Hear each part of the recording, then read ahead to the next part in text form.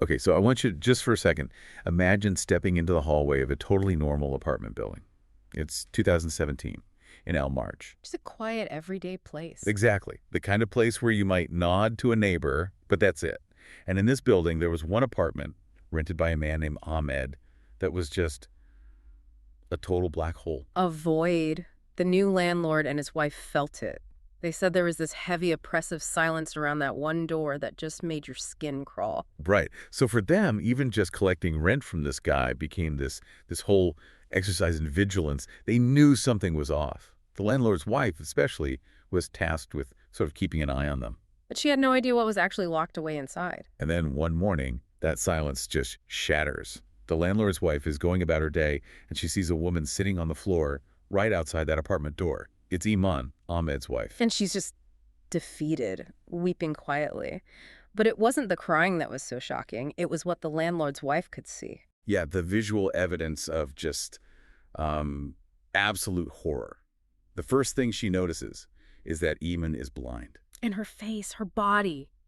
It's covered in burns, scars, the signs of relentless, severe torture. The whole facade just crumbles in an instant. So the landlord's wife approaches her, tries to help, and Iman starts to talk. At first it's just, Ahmed kicked me out, but then it shifts. It shifts hard. She launches into this devastating confession about the murders of her 3 children and her own part in it. All while trying to frame herself as this helpless victim who was forced into it. It's a scenario you can barely wrap your head around. So for this deep dive, we're going to explore that moment, yes, but really we need to go back. We need to look at the years that led to it. We have to understand the forces that brought Ahmed, Hala, and Iman, this trio they called the Three Devils, together in the first place. Exactly. To get to the depravity, you have to trace the timeline of greed, obsession, and control that started it all. And it all begins with a financial arrangement. That's the foundation for everything that follows. It's all about self-interest. Okay, so let's rewind. It's 2010.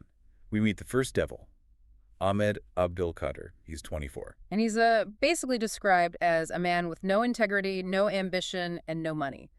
Lazy. But ambitious about one thing, getting money. He'd do anything for it. And that's when he meets Hala, the second devil. She's 51, much older, and very wealthy. The source of her money is a little murky, but she has it. And she has a habit of marrying younger men. So Ahmed sees a walking bank account. Hala sees a young, attractive man she can control with her money. It's a deal. A cold, transactional deal. He marries her, moves into her nice apartment, and for 3 years, he just lives off her money. Simple as that. But then a problem. Ahmed finds out Hala kept something from him. She's infertile. Now, this is where it gets weird. For a guy who seems to care about nothing but money, he apparently develops this acute longing for children. He feels his life is empty without a family. Or at least that's the story he tells. Because he also recognizes this gives him leverage. Huge leverage. He's already taken a lot of her money. So he uses this desire for kids to pressure Hala into letting him take a second wife. And she agrees. Which brings us to Iman, the third devil. Iman is 23. She falls for Ahmed, and this is crucial. She has no idea he's already married to Hala. So in 2013, he marries Iman. The triangle is officially formed, but it's not stable. No, because Hala is the one with the money, and she's not about to lose control. She agrees, but on her terms. She insists they all move out of her comfortable apartment. And into the small, cheap, rented flat that Ahmed had gotten for Iman, and of course Hala moves in with them. She's the financier. She's not letting him out of her sight. So Iman finds out the truth, but she accepts it. Why? Money. The promise of it, anyway.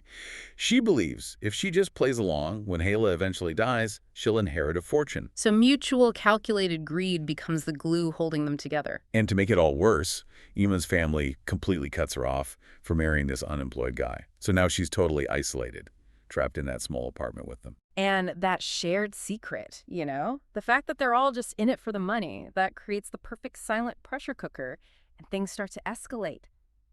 Fast. Okay, so between 2013 and 2016, life in that apartment goes completely dark, invisible to the outside world. The neighbors saw nothing. They heard nothing. Total silence. The only sign of life was Iman, covered in a niqab, running a quick errand and then disappearing back inside. They built their own sealed-off world, and inside that world, things got really twisted. The sources are pretty clear here. Iman's motive was greed, sure, but Ahmed and Hala moved way beyond that. They started developing what are called devilish ideas that would lead to murder. They needed a stronger bond than just money. They needed shared guilt. And that moment comes in 2016. Hala, who seems to be the one driving this, gives the order. Ahmed has to kill his 2 young daughters, Malak, who was 3, and Jana, who was 2. Wait, hold on. This is the guy who claimed he desperately wanted children, that his life was meaningless without them, and Haley gives the order, and he agrees. Instantly, without hesitation. It tells you everything you need to know, right? That whole desire for a family was just another tool for him, another piece of leverage. His real loyalty was to Hala and her money. So the plan is just horrifyingly methodical. They strangle the girls and wrap their bodies in plastic bags. And here's the detail that really just it solidifies the depravity. Ahmed, their father, stands there and films and photographs both of his daughters as they die. It's not just murder. It's evidence. It's documentation to use as leverage later. The 3 of them, Ahmed, Hala, and Iman, wait for the dawn call to prayer, the quietest part of the day, and they take the bodies and dump them in a drainage ditch. And that single act does 2 things. First, it locks Iman in forever. She can never go back. She's an accomplice. And second, it secures Ahmed's position with Hala. They've now committed the ultimate shared crime. Their bond is unbreakable. After that, everything changes for Iman. Immediately. Now that they have the video evidence, their leverage over her is absolute. And that's when the systematic torture starts. Burning her, stabbing her with knives. They were completely confident she could never report them. She's cut off from her family, and they have proof that she killed her own children. She's trapped. But then, around mid-2017, the outside world starts knocking again. The building gets sold. And it's that new landlord's wife, the one who was already suspicious. She sees Iman again, still in her niqab, but this time she notices Iman is pregnant. And soon after, Iman gives birth to a son. And the 3 of them, without missing a beat, they just repeat the cycle. They decide to kill the newborn, drowning him right after birth. And again, Ahmed records Iman participating. I mean, it raises the question, did murder just become their way of doing business, their method for maintaining control?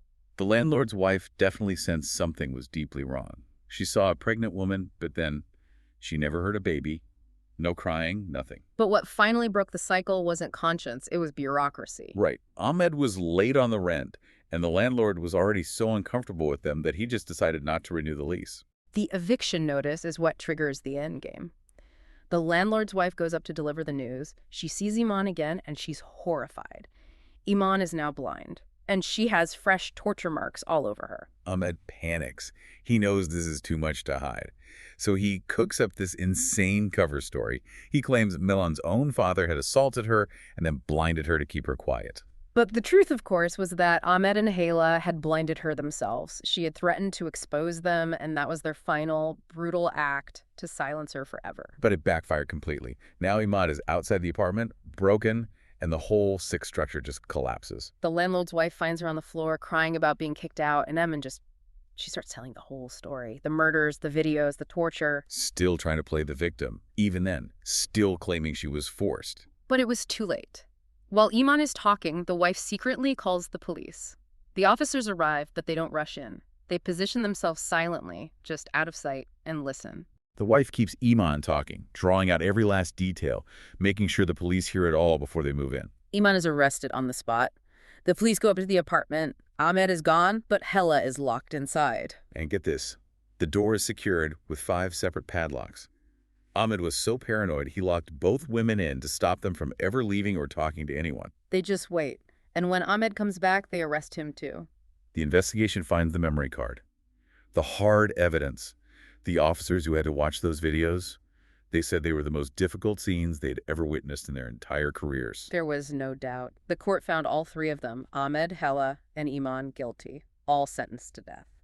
And one last bizarre twist.